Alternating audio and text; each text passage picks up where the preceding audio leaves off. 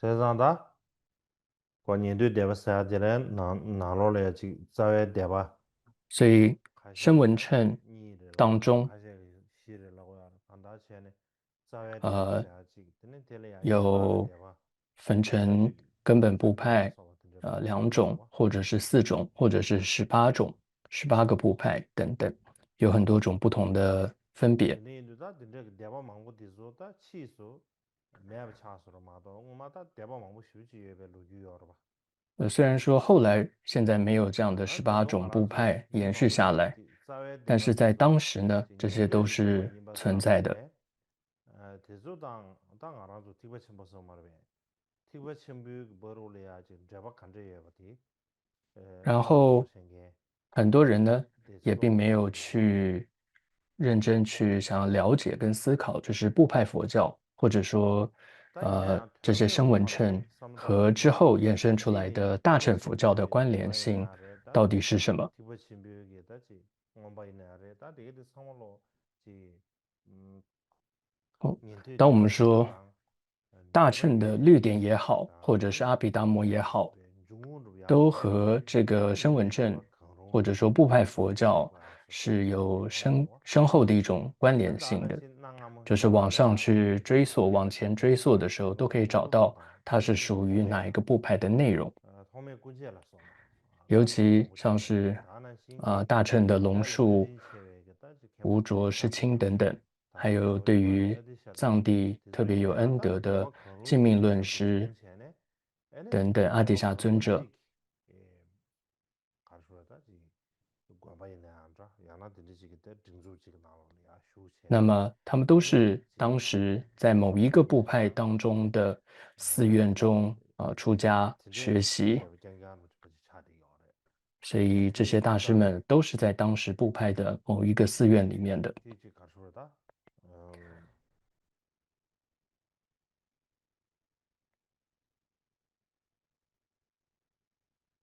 이내하다 아웃 사무르지 가르쳐다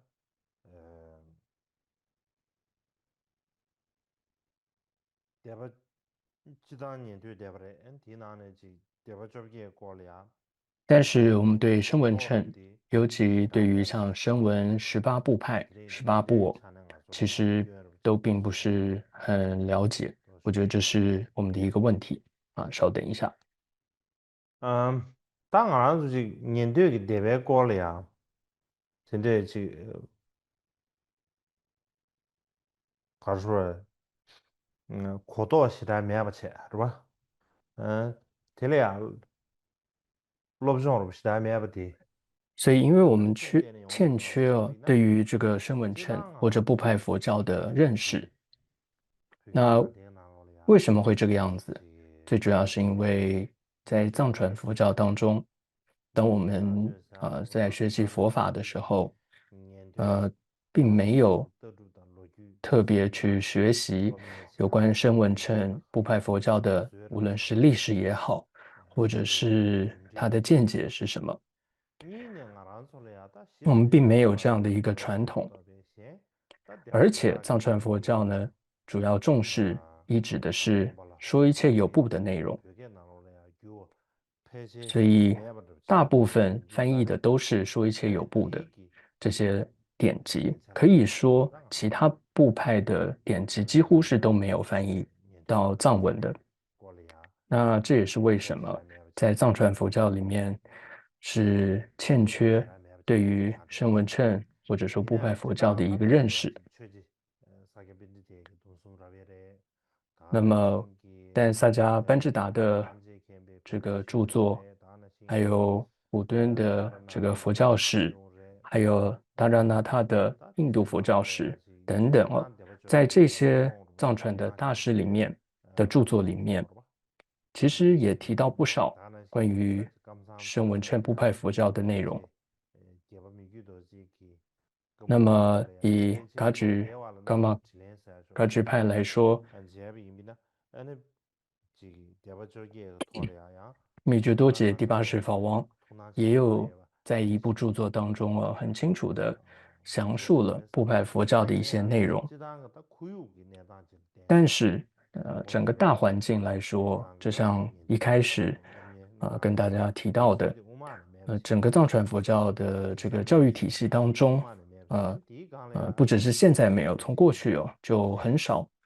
有对于部派佛教的这些课程。而且也没有相关的典籍就是藏文的关于部派佛教的典籍可以去研读或学习，所以造成了这样的一个问题。那么藏传佛教，在显称方面，主要学习的是五部大论，那么其中的律典还有这个俱舍论，那算是比较这个高级的班才会学到的，而且内容也比较复杂。那其实要很好了解这两部论点，就是律典还有像俱舍论，其实就应该要有对于部派佛教声闻乘的一个很好的理解，这样的基础，那么才有可能对于律典俱舍论比较有一个更好的了解。所以这是我们现在藏传佛教这个教育上，我觉得是有帮助的，就是讲解部派佛教这些的内容。所以我并不是随便想到就觉得想讲就讲，不是的。还有这样的课程，我觉得还有一个重点，一个利益就是我们说佛教是叫三乘佛教。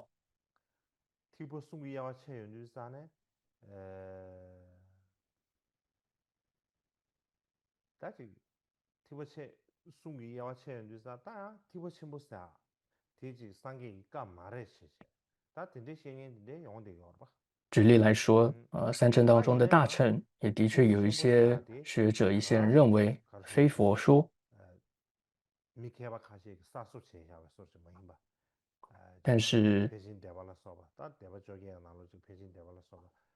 稍微如果我们真正去探讨的话，会知道大乘佛教并不是这个某人突然新创造出来的一些宗教，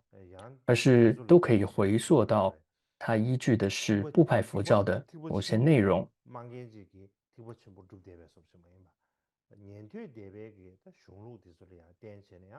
所以可以说，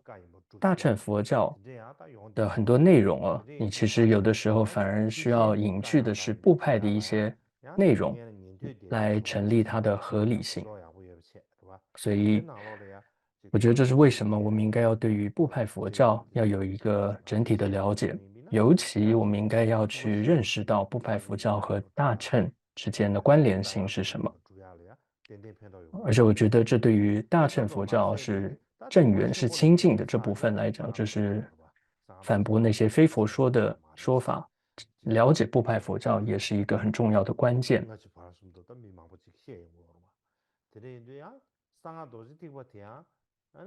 而且我们说，在讲到密乘，那更是在佛陀在世的时候，当时的僧团就有像是这个孔雀明王咒还是大孔雀咒等等，所以其实当时也就有这一些跟密教相关的内容，所以密教也不是说完全新创造出来的一种教义教派，它都可以回溯到。可以引据到部派佛教里面的内容，还有佛陀当时的很多的这些内容跟故事。所以我觉得学习这样的部派佛教，真的会对于大家现在正在学习大乘佛教或密教的学生们来讲会有很大的启发跟帮助的。好的，那我们接着昨天上一堂课的内容继续来讲解。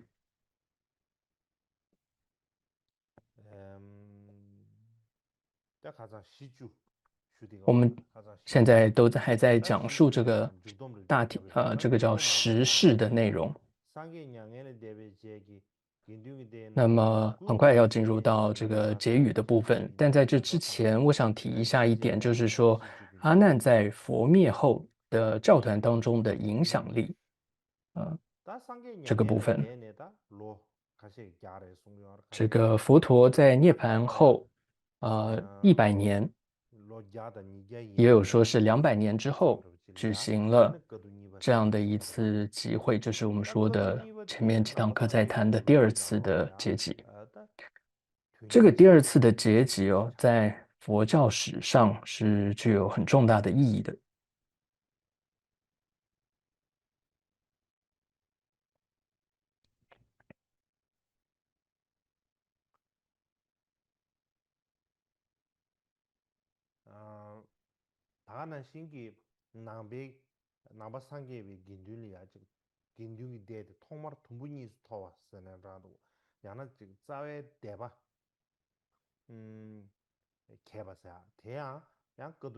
而且我们说佛教教团首次的这个分裂哦，也都跟这个阶级哦有密不可分的一个关系，无论是直接或间接的，都有密不可分的关系。所以当我们在探讨这个原始佛教的时候，这次的集会哦，在各个层面对于佛教的发展，还有对于未来，都有很深远的意义，还有影响。其实呢，在这个第二次结集之前，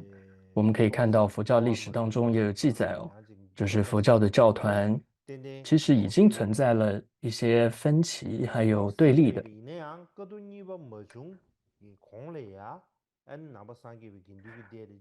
但是呢，始终是作为一个统一的教团在运作着。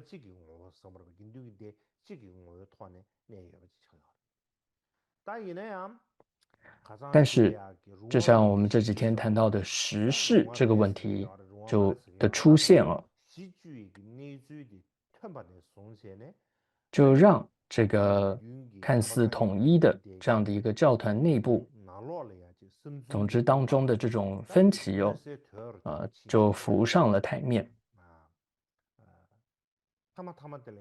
所以最终，这个第二次的结集哦，就导致了教团正式的分为了两派。所以就出现了，这就是佛教历史上的第一次分裂，或者说佛教团体中的第一次分裂，叫根本分裂。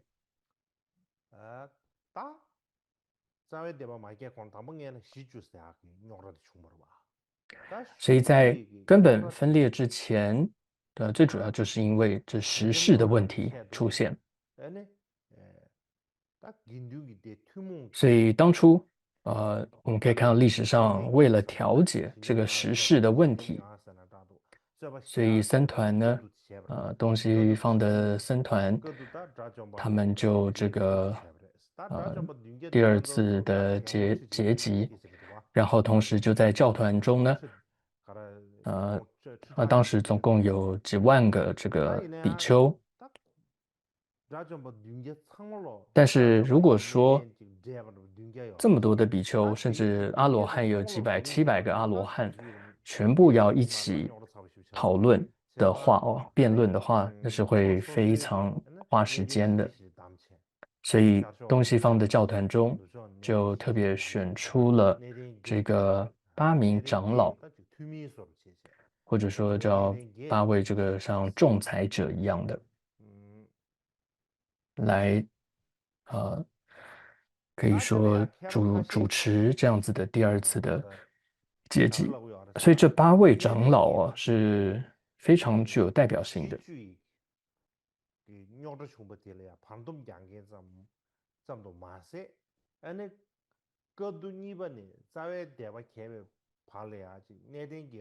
有一些学者认为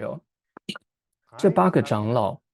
不应该只是被理解为这个对于时事的一个仲裁者、调停者，而是在之后的第二次的结集也好，或者直到根本分裂期间它在整个那个时代都发挥了很重要的作用。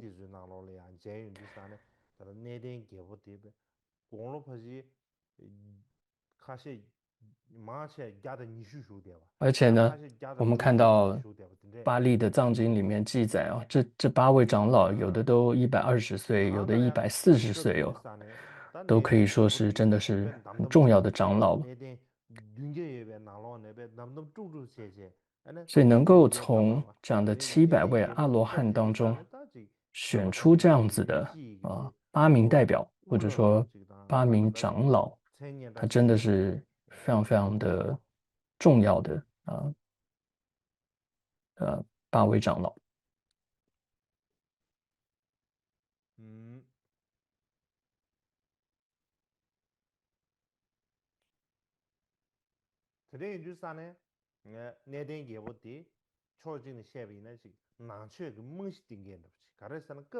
所以从某个程度来说，这8位长老可以说是跟佛教整个基础的一个奠定有着密切的关系。虽然说第一次结集是有结集了很多的典籍哦，但是真正第2次结集哦，也就是这8位长老带领的结集哦，它是更完整的将这个经律论都做了一个结集的。所以可以说8位长老跟佛教整个基础的奠定，还有原始佛教的形成都有着密切的关系。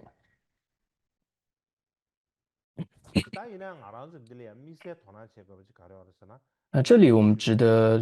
注意的地方啊，就是我们之前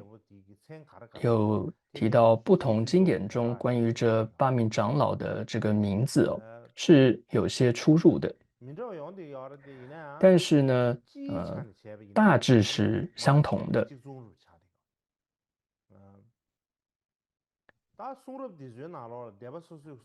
而且呢，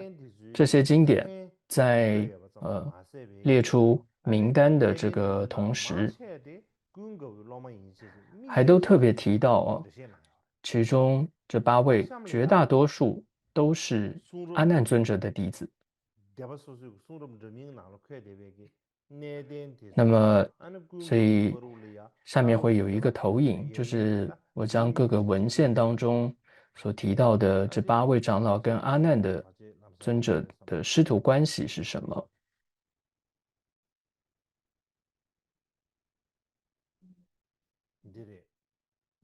是这样子的。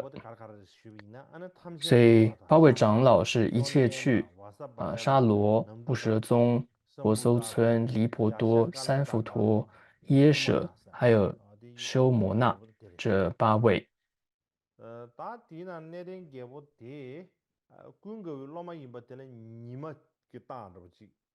那么这里面你看到有黄色的太阳的这个符号的是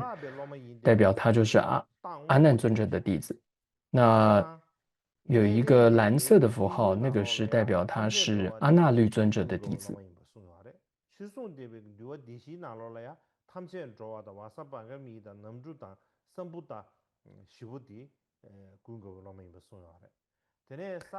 就是说，所以可以看到，第一个是一切去说是阿难的弟子哦，那么这是上座部的监督当中提到。再来这个四分律法藏部的四分律中提到有4位，这里有标出来哦，他是弟子阿难尊者弟子。同样再来是五分律画地部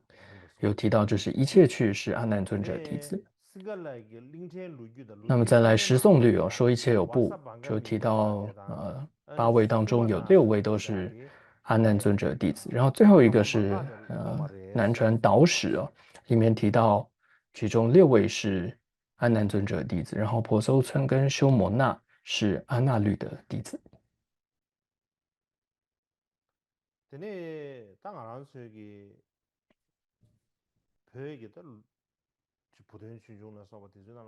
我们看到藏传佛教的文献，像是伯敦的印度佛教史里面也提到大致相同的内容。甚至还提到说700位阿罗汉大多都是阿难尊者的弟子。总之呢，第二次结集当中，我们看到主要的8位长老，大多都被很多典籍中说是阿难尊者的弟子。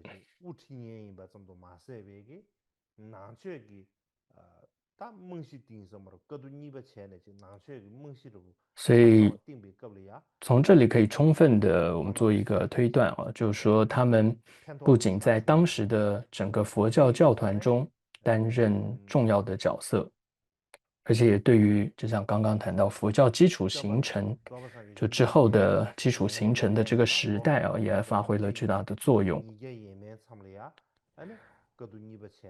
所以从这里也可以看到，在佛陀涅槃之后，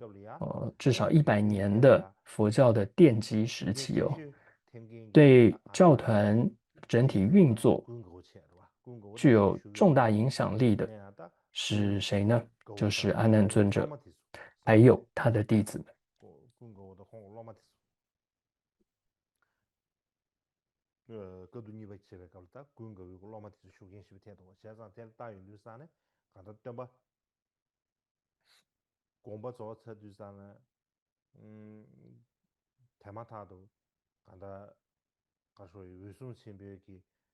我们之前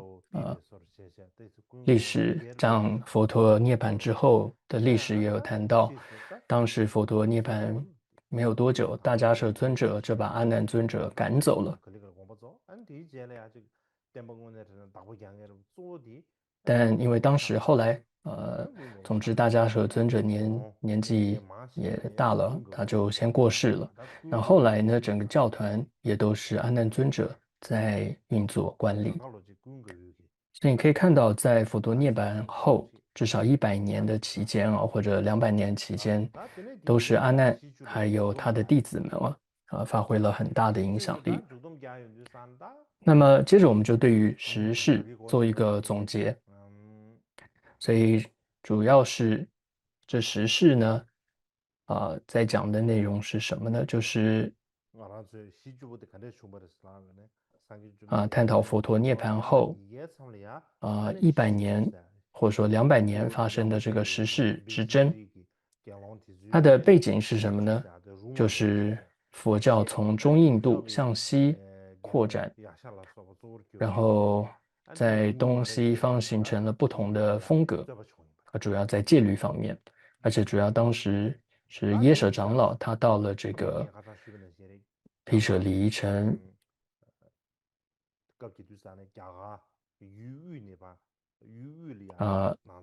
发现一些不如法的行为等等。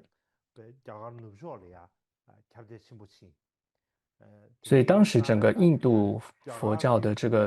背景来看，就是你可以看到本来是在中印度的，然后接着向西发展，然后总之最后也在东方传到东方，就是在东西方就形成这样不一样的一种，尤其是在戒律方面不一样的这种风格。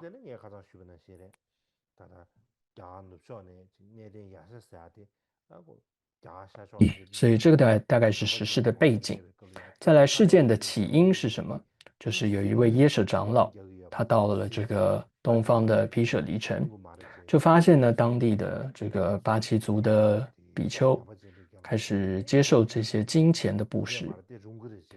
所以他就认为这是违反戒律，然后总之也和当地的比丘就展开了辩论。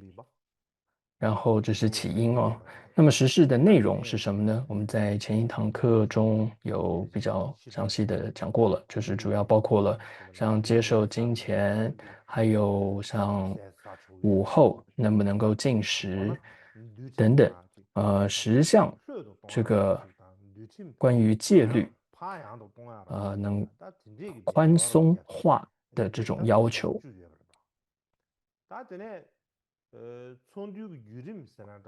再来集会的过程是什么呢？所以最主要就为了要消除当时的很多争论，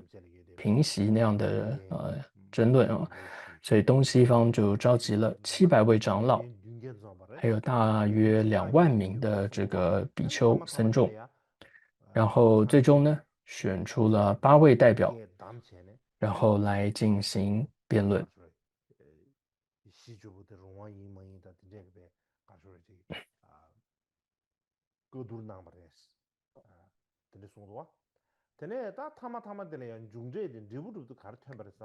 那么再来结果是什么呢？就是判定时事为非法，是不符合佛陀制定的戒律的。那时事的影响是什么？就是这次的这个集会哦，被视为佛教首次分裂的一个前兆，对佛教的发展产生了深远的影响。所以虽然说，想要借着这样的机会来做调停，但是呢，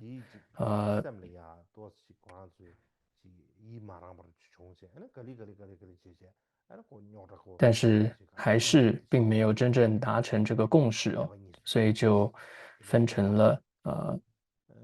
首次分裂成不同的部派。那么再来就是阿难的影响，透过这个时事，我们也可以看到阿难尊者的影响力。比如说8位代表的长老，大多是阿难的弟子，甚至在一些不同的文献中记载700位这个长老上座，他大多是这个阿难的弟子，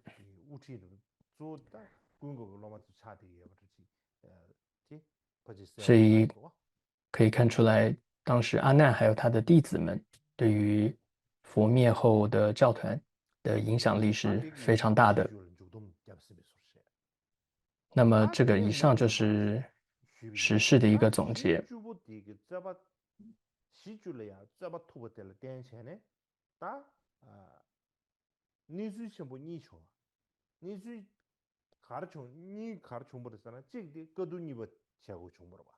那么很多人说，在这样的阶级，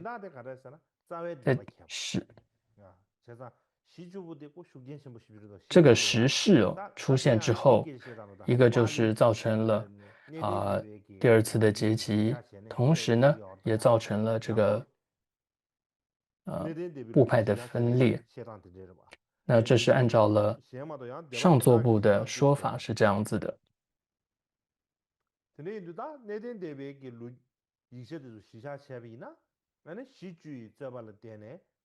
所以呢，按照上座部的说法，就是在判定，就是因为时事的事情所以有第二次的结集，然后同时有这个根本的分裂。所以很多的学者们也都认为就是在判定时事非法之后，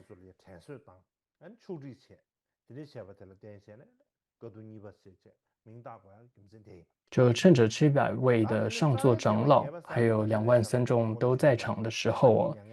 就进行了第二次的经典结集。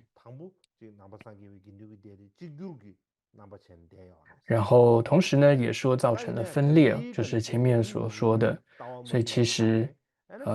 本来就教团中就佛灭之后就有一些分歧，但是也因为这个时事之后就造成了这个根本分裂。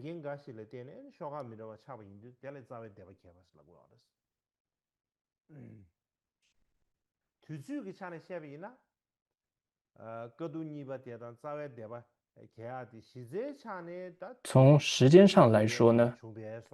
第二次结集还有根本分裂可以说是在同一个时期发生的，但是呢，第二次结集是比较早发生的，因为呢，我们说分裂也不是说突然一天就分裂了，所以它是首先有一些因缘需要时间过程，先是时事非法的时事这个的发生，一个一个发生，然后再来很多的僧众的集会讨论，然后再来判定为实施非法，然后再有一些僧众同意，有一些僧众并不同意，也不高兴，所以慢慢就分裂了。所以呢，我想首先要先讲解一下第二次结集。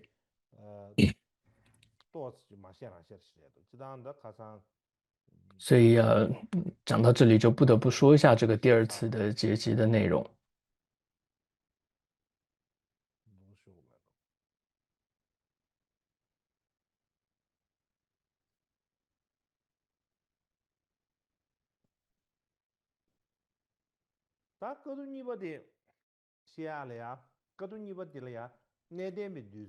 所以第二次结集，我想分为上座部的看法，还有大众部的看法，还有做一个总结。所以首先是这个上座部当中对于第二次结集的陈述或者说看法是什么，是怎么形容的？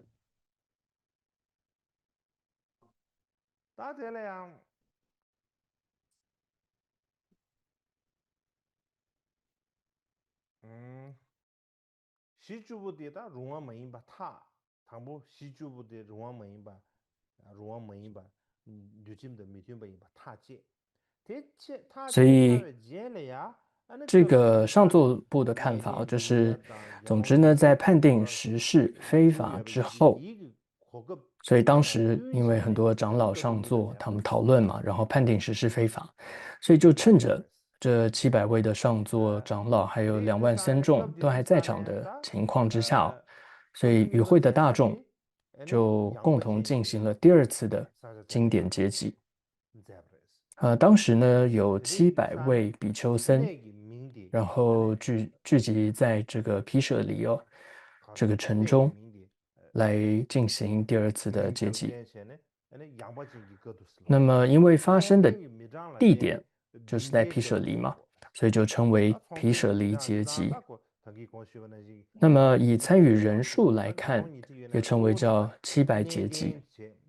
虽然说当时有2万个僧众都在场，但是呢，还是以最主要的上座长老700位为主，所以就称为叫700结集。那么一般的认为都是第二次结集的主要目的是什么？就是为了要净化清净这个律藏，就像是前面谈到针对像是时事这是关于戒律方面的内容，进行了这样的一个辩论，一个讨论。所以可以说第二次结集的主要目的是为了净化这个律藏的。但是呢，实际上，其实第二次结集当中也结集了3藏，就是经律论3藏都有结集。举例来说，在一部这个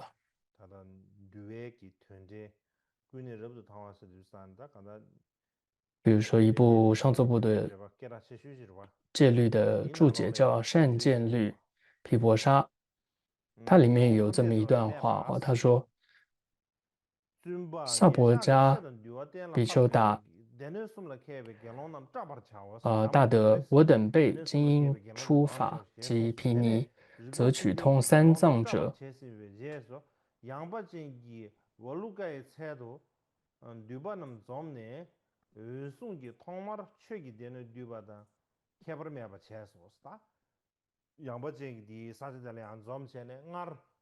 所以这个典籍当中呢，就记载说，当时呢，他们要在毗舍离这个地方，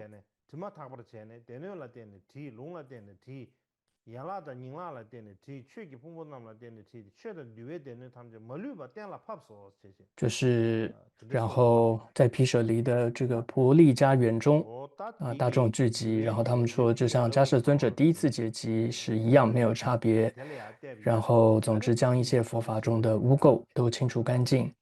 然后依照金藏来提论，依照阿含来提问，依照各种法的类别来提问等等，有这样的内容。所以这次的结集可以看到里面也提到结集了法，还有毗那耶，所以他有说叫一切法即毗尼藏尽出。那么关于这个经，就是法的结集其实在第一次结集法的时候，它就结集的就是法。那当时的方式比较像是直接按照佛陀言教的时间啊、地点还有对象，然后进行问答来结集。但是从刚刚这个善见律毗婆沙当中的文字，我们可以看到说，在第二次结集，也就是第二次结集当中，对于法的这个结集上的时候，他问答的无论是角度也好，方式也好，那是更为多样的，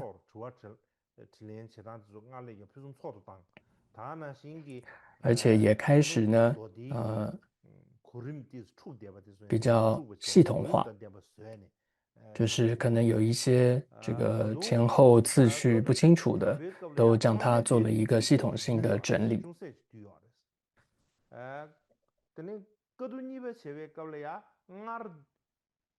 我们可以从很多的这个文献当中可以看到，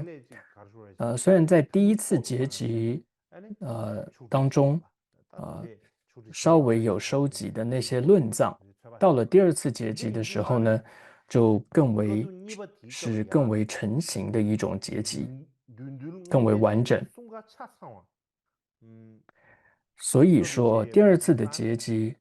应该是这个经律论三藏的齐出就是一起这个结集，所以他这里说叫做尽出所以就像善解律中提到，一切法即毗尼藏尽出，就是完全的出现。那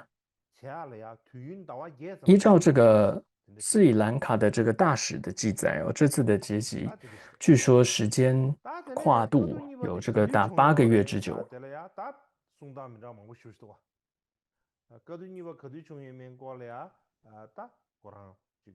那么关于这次的结集的时间到底什么时候结集的？那么典籍中的说法是不依据的。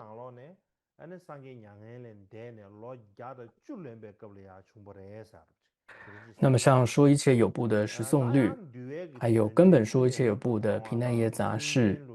还有像大唐西域记，认为是在佛灭后的110年进行了这第二次的结集。但是呢，善见律毗婆沙，还有像导使大使都说是在佛灭后的100年就发生了这个第二次的结集。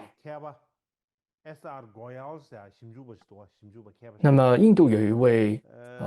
学者，就是印度佛教的学者，叫戈耶尔。那么他按照了这个导使还有善见律毗婆沙的这个记载，他说呢，这次的结集是在迦罗阿育王，也叫做黑阿育王，这位国王在位的时候所举行的。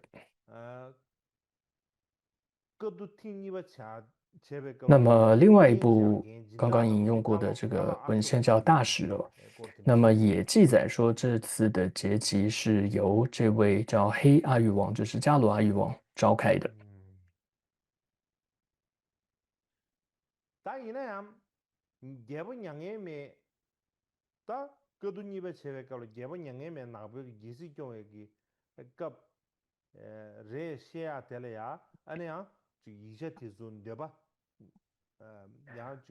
但是呢，对于说这个第二次结集是在黑阿育王在位期间举行的，这样的这个说法其实并不是所有经典都都一致的，并不是的。所以呢，目前可以说只是一种推测吧。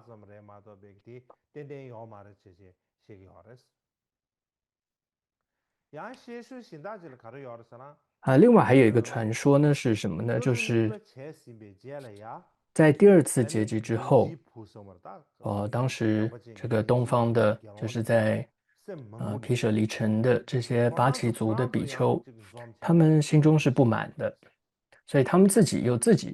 这个举行了结集。那他们当时的结集呢，呃，就被称为叫大众比丘的集会，因为是很多比丘都出席了，所以称为叫大众的结集。所以主要就跟这个700上座阶级，有一个区别，一个区隔。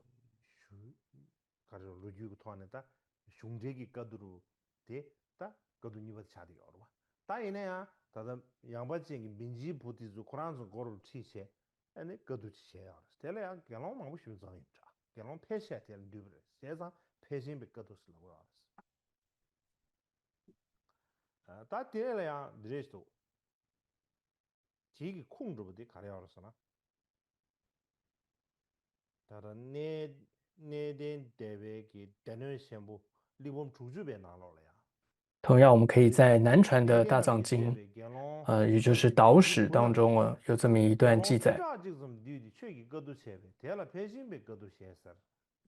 就是这里面就提到说呢，那些被上座长老们驱逐的恶比丘，也就是八旗族的比丘们，聚集了10000人，进行了法的结集，因此被称为大结集。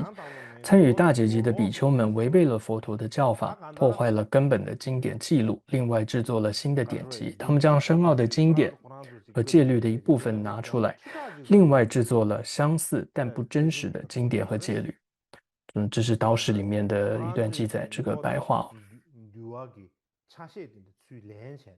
所以你可以看到，就像这里面的形容就他们将深奥的经典还有戒律的某一部分拿出来，然后制作了相似但不真实的经典和戒律。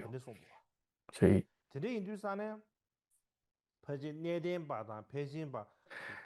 于是我们可以这么说，可以说就是上座部跟大众部的这个最初的分裂，就是从这里开始的。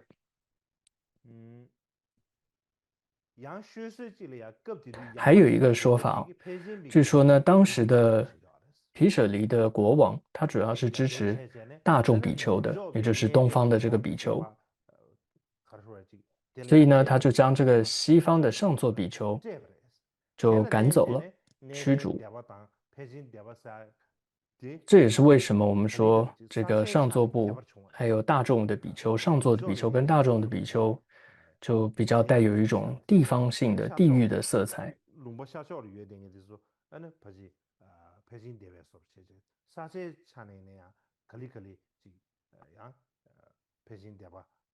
所以就形成了有这样的西方，还有这个东方的不同的派系这样的说法。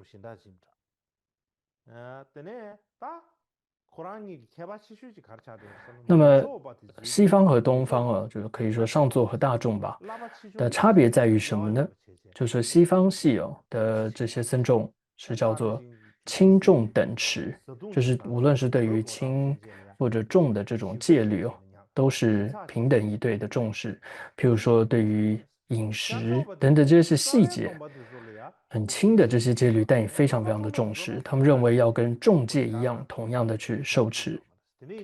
但是东方系的这些律呢，主要重的是根本，它是不拘细节，不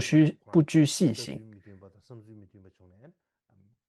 所以从这里可以看出，部派它最初分裂的主要原因就是戒律问题。所以这被认为是早期部派形成最主要的原因之一。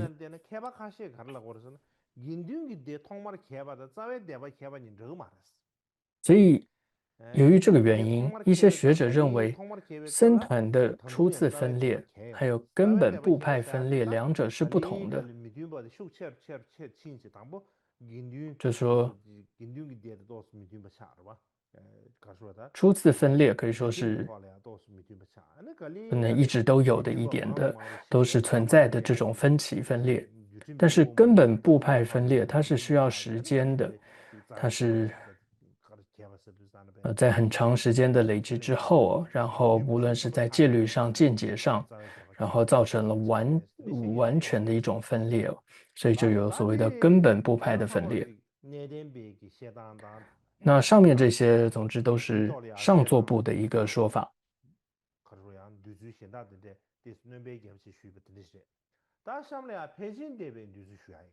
那接着我想讲一下大众部的记载。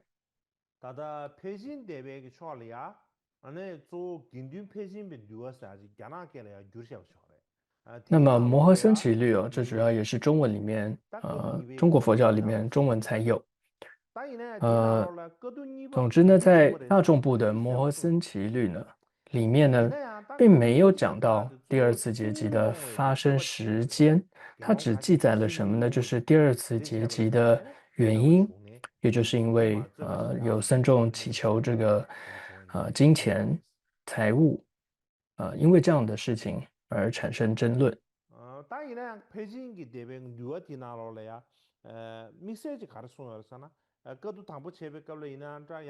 那么大众部里面，摩诃僧祇律很强调有一点，就是在第一次结集或者第二次结集的过程中呢，他都就摩诃僧祇律里面都提，大众部都提到，比如说在结集律藏之前，都要事先明确这个结集的原则是什么，然后要征得大众的同意认同，然后才进行这个结集。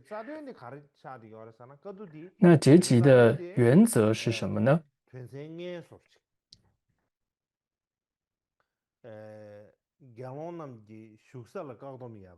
第一个是对于比丘的住处是有所限制的，第二个是对于国土的这个法，再来是某位持戒比丘所行的法是什么，还有某位长老比丘所行的法是什么。然后再将这四者透过四大法进行这个取舍，这也就是一般说叫五净法，就是制限净、方法净、戒行净、长老净、风俗净等等。以后有时间，我可能再细讲这里面的内容。总之就是说，在大众部里面会有提到，特别就是每一个结集的进行，前面都有一些原则在的。那么，无论是前面谈到四种这种原则也好，或者五净法也好等等，这是大众部很重视的，像五净法做这样的结集。同时呢，大众部也提到说，当时在做第二次结集的时候，是700位比丘请优波离的尊者的弟子，就叫做实力或者叫这个陀娑婆罗尊者来结集这个律藏。那么他在最后呢，也做了一个裁定，一个论定，就是说不得求己金钱这样的论定。所以这是摩诃僧祇律里面有这么一段话就是里面就提到说呢，乃至诸长老世中须钵者求钵，须衣者求衣，需要者求药，无有方便得求金银及钱。总之，里面大意就是说呢，药钵可以给钵，药衣可以供养衣服，药可以给予药品，但是对于金钱、金银还有钱是都不可以取的，不可以给的。所以大众部呢也认为说，第二次结集最主要只有就是这一点，就是因为金钱并没有提到所谓的实事。那么，我想对于第二次结集的一个总数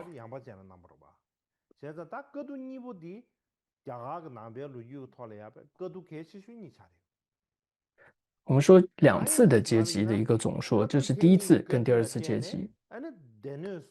第一次结集，我们说发生在王舍城，叫王舍城结集。还有第二个呢，叫做毗舍离的结集。这两次结集可以说都是印度佛教史上最重要的两次结集，因为这两次结集就确立了三藏经律论的一个基本的形态。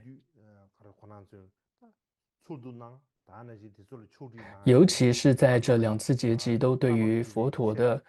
教说，就是阿含教说，还有佛陀制定的这个戒律做了很完整的一个收集还有整理。可以说，这真的是我们要非常感恩的一件事情这是非常重要的内容。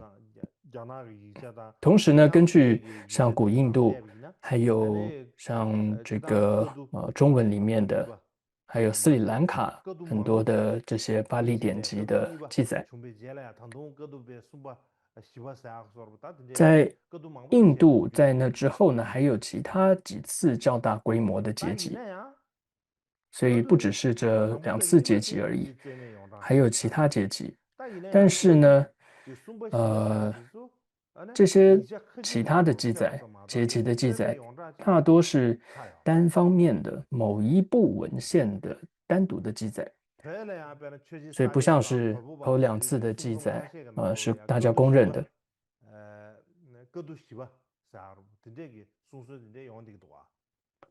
所以像是在藏传的一些典籍当中，也有提到有第三、第四次的结集但是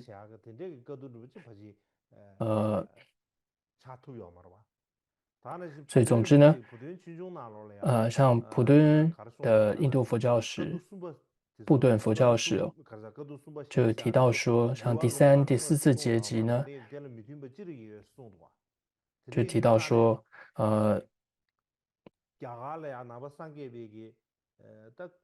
就提到这两次结集所以总之呢，从我们现在看到的印度的各个部派的这些文献史料来看，这前两次的结集是各个部派可以说是公认的，但是之后的无论第三、第四次等等那些结集呢，几乎都是各个部派自己的一个记载，所以呢，大多是这个传说的一个性质这个部分我想之后讲到部派佛教的时候，会再多做一些介绍。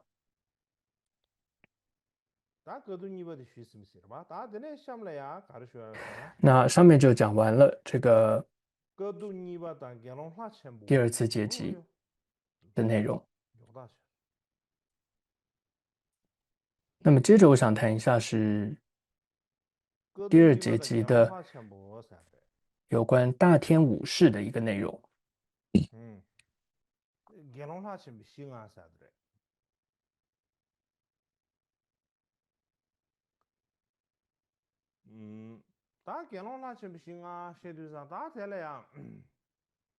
所以这里要介绍这位大天，这位比丘那在进入这个讲解之前我想回顾一下，也就是说，我们前面有讲到说，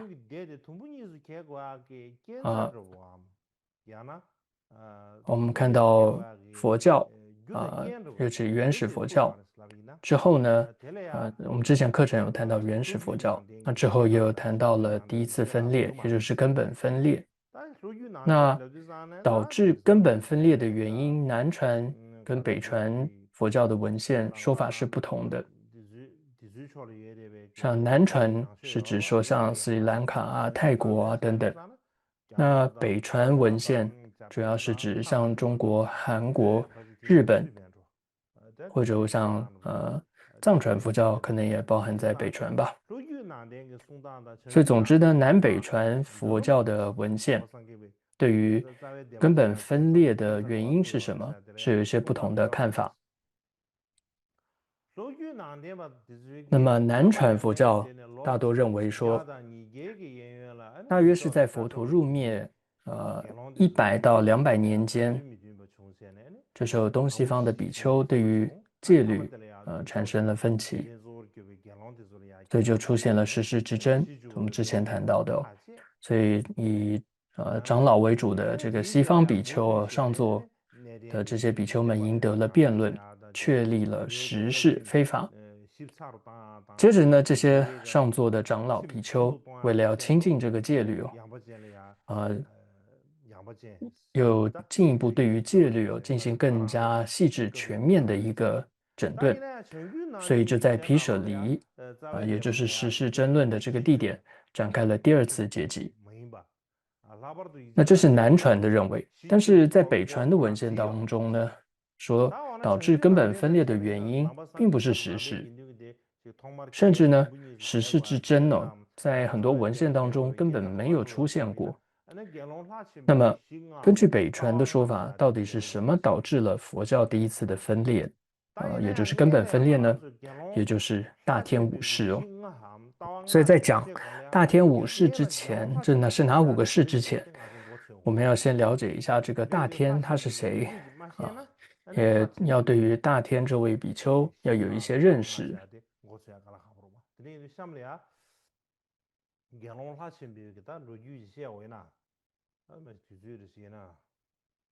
那么，所以这是有大天比丘的一个介绍，但是那时间不晓得够不够还是说一下。那么主要呢，大天这位比丘的介绍以下内容主要是引据自这个阿毗达摩的大毗婆沙论当中的内容。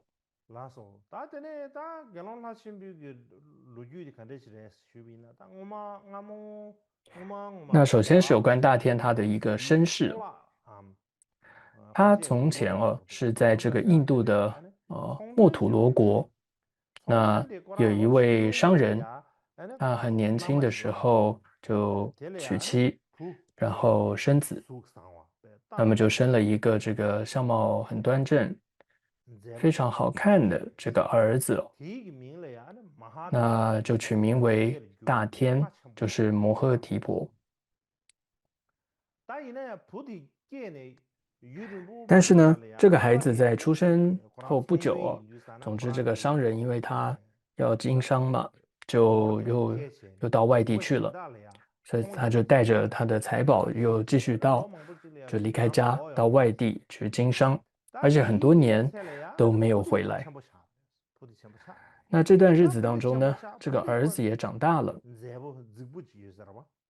这个儿子大概也长得很帅吧，就是相貌很端正嘛，非常好看。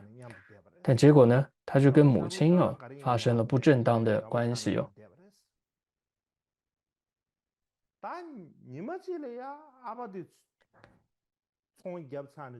但是后来呢，有一天听说这个父亲要回来了，这个儿子心中就非常害怕。那因为他跟母亲发生了这个不正当的关系嘛，总之心中就非常害怕，就跟母亲商量，然后就设计就杀死了这个父亲。这个人真的是很敢做。那总之就是他就造下了第1个无间的重罪，就是杀父，杀死了自己的父亲。但事情就逐渐也就传开了，事情败露之后呢，他们也没有办法继续在这个当地居住，所以他又带着母亲又逃到其他地方，就逃到了一个地方叫波扎离城。到了那里呢，一段时间之后，有一天呢，他就遇到了一个这个来自他的家乡的一个阿罗汉，一个比丘。但这时候他又担心了，这个他是来自我的家乡的，他会不会在这里就把我的事情又说出去，又把他杀父亲的事情又说出去，所以他又用这个计谋杀死了这位比丘。所以这是造下了第二个无间重罪。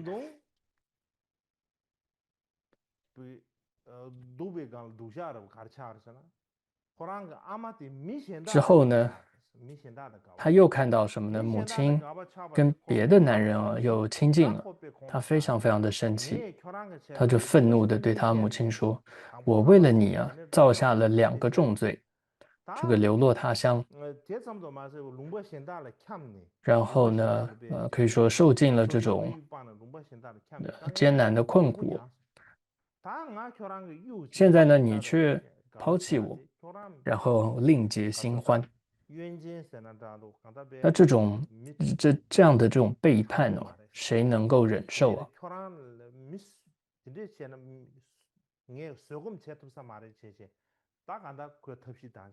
于是呢，他又杀死了他的母亲，所以造下了第3个无间重罪。所以无间罪当中的杀父、杀母、杀罗汉3个都犯了。那虽然说他造了这个3种无间罪，但是因为他的善根还没有完全的断绝。什么叫做善根还没有断绝？是指说他大概还是对佛法、对法也是有一些信心的。所以总之呢，他的内心就产生了强烈的这个懊悔。他真的是非常非常的后悔晚上也睡不着觉，白天呢也总是心不安，总是在想着就是说我要怎么做才能够消除这些重罪。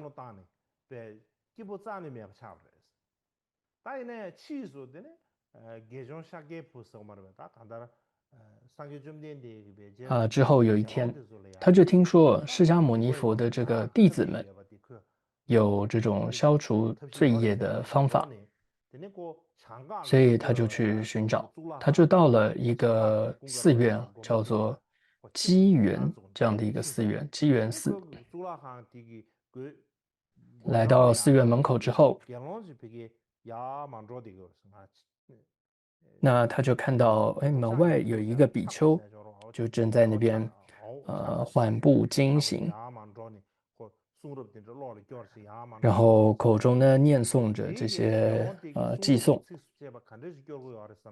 那他在念的这个偈颂是什么呢？大意就是说，如果有人造下重罪，借由修善可以消除，他就能够照亮世间，就像是月亮从云中显现一样。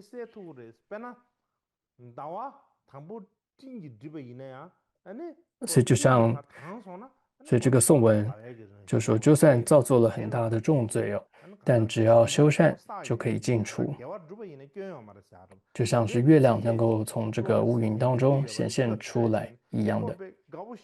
所以大天在寺院门口听到这个僧众在念这样的颂文，就非常非常欢喜。他想说如果皈依佛教，我一定能够消除我的罪业。所以呢，他就前往了一位比丘那里呢，就再三的恳求说我要出家。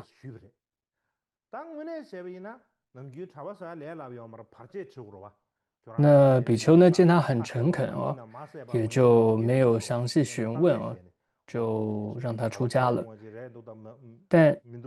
按照这个规矩是要出家前要先很清楚的询问这个想要出家的人，比如说你有没有犯这种无间罪等等的。所以，但这位比丘大概看他太诚恳了，而且他的名字又叫做大天这是一个很好的名字吧。总之又是那么诚恳出家前就叫大天，出家后也就叫大天。所以总之这个比丘没有详细的询问，就让他出家了。所以也仍旧呢就叫他大天，就是摩诃提婆，而且教导他修行。那这个大天呢，他非常的聪慧出家没有多久，就能够背诵这个三藏的经典而且对于义理是能够通达的，而且还善于教化他人。所以那后来整个城里面的人呢都皈依他了。甚至连国王都知道他，都听说了他的名声，所以经常会请这个大天到他的宫里面去，然后供养他，请他说法。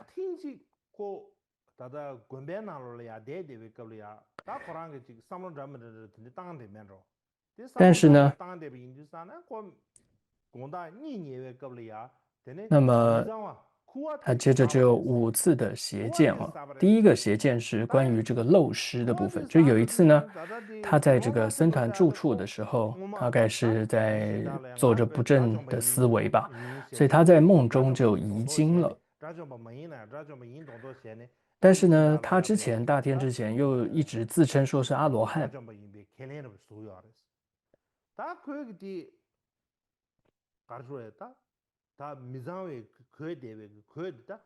所以呢，之后他的弟子会帮他洗衣服嘛，所以他的弟子在清洗他那个污秽的这个衣服的时候啊，弟子就问他说：“诶，您不是阿罗汉吗？阿罗汉不是已经断尽烦恼了？那老师您怎么还会有这种事啊？”那大天就回答：“哦，这是天魔骚扰造成的，不是我的问题，所以你也不要大惊小怪。”他进一步解释了，大天说，漏失有2种，一种是烦恼的漏失，一种是不净的漏失。阿罗汉没有烦恼的漏失了，但是呢，还是有不净的漏失。为什么呢？因为阿罗汉虽然断尽了烦恼，但还是会要大小便啊，会有鼻涕啊、口水等等的。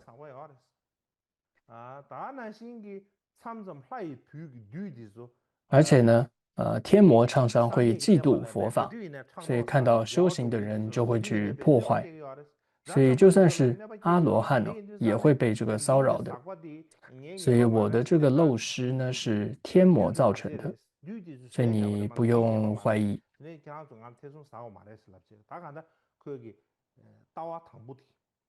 所以这里提到说大天有5种见嘛，所以一般会说这是第一个见，第一个邪见，有5种邪见，这是第一个邪见的产生，就他的这个说法是错误的观念哦，邪见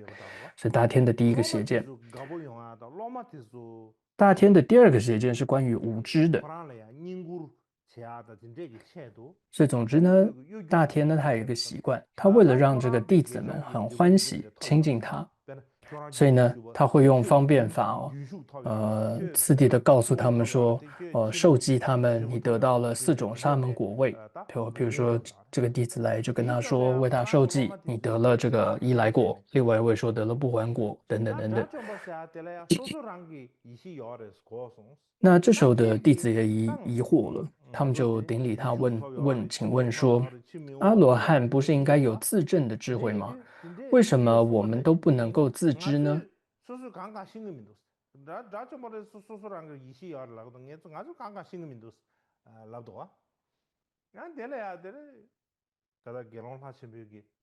那大天比丘就说，那阿罗汉呢也有无知的，也是有阿罗汉所不知道的。所以总之你们不要对自己没有信心。无知呢是有2种，一种是染污性的，一种是非染污性的。第一种染污性的呢，阿罗汉是没有。至于非染污性的无知呢，阿罗汉是有的。有点像大乘说的这个烦恼障，阿罗汉是没有的，但是所知障还有的。所以因此呢，你们不能够自知哦。所以你们不，换句话说，就不是你们的问题。那这里经典就记载说，这是他的第2个邪见。第3个邪见是关于疑惑。那弟子接着就说：“好吧，那我们就算阿罗汉有无知可以，但是呢，我们是不是阿罗汉应该已经超越了疑惑呢？那为什么我们对于这个4圣谛还有疑惑呢？”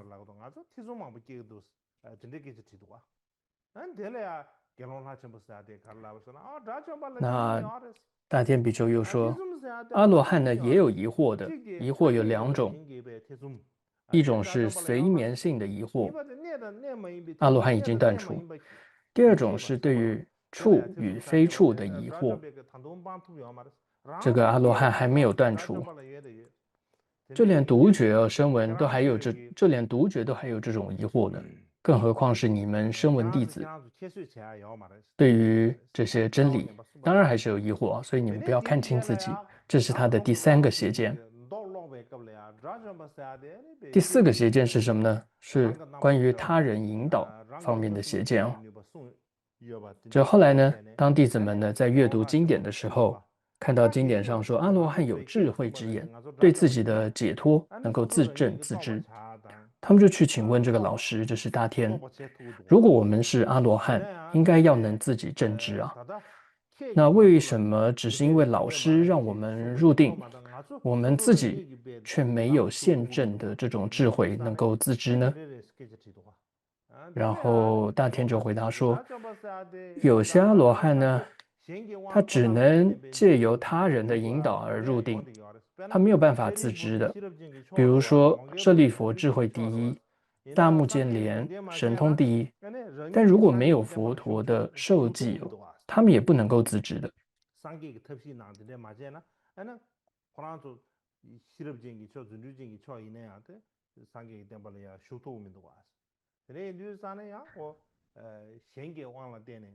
那更何况啊，他只是说，更何况是借由他人引导而入定的人，他们怎么能够自己明白呢？所以你们不要在这个问题上继续追究。这是他第四个见解，第四个邪见。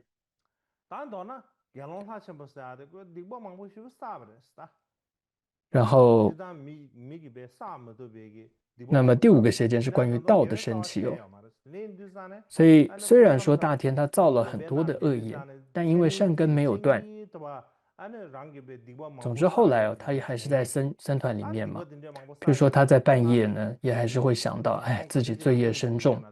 将来会在哪里落到什么恶道里面，受怎么样的痛苦啊？所以他就很恐惧，很忧虑，他常常不断的会喊着说苦啊苦啊苦啊。他在半夜的时候想着这个自己罪业深重，就会想说苦啊苦啊，没有人比我更苦啊。所以住在附近的弟子哦，听到之后就很惊讶，所以隔天早上就来问候老师说：“老师您还好吗？这个老师您身体还好吗？”大天就回答说：“我很好啊，我很安乐。”那弟子就问说：“那为什么昨天晚上你还一直喊着苦啊苦啊？”那大天就说：“哦，那这你们就不懂，我呢是在呼唤圣道，你们不必奇怪。因为呢，圣道如果不诚心呼唤，就有点像我们摇呼上师。你如果不摇呼圣道，就像苦啊苦啊，如果你不摇呼它的话，它是这个圣道，它是不会在你心中现起的。所以我昨晚才一在那边喊苦啊。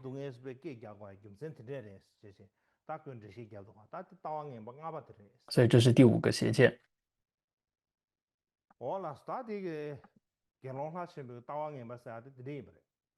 所以这个呢，大概就是大天他五种邪见。那这个故事还没讲完，但因为时间关系哦，我想那个之后再说。那么今天就先讲到这里。好的。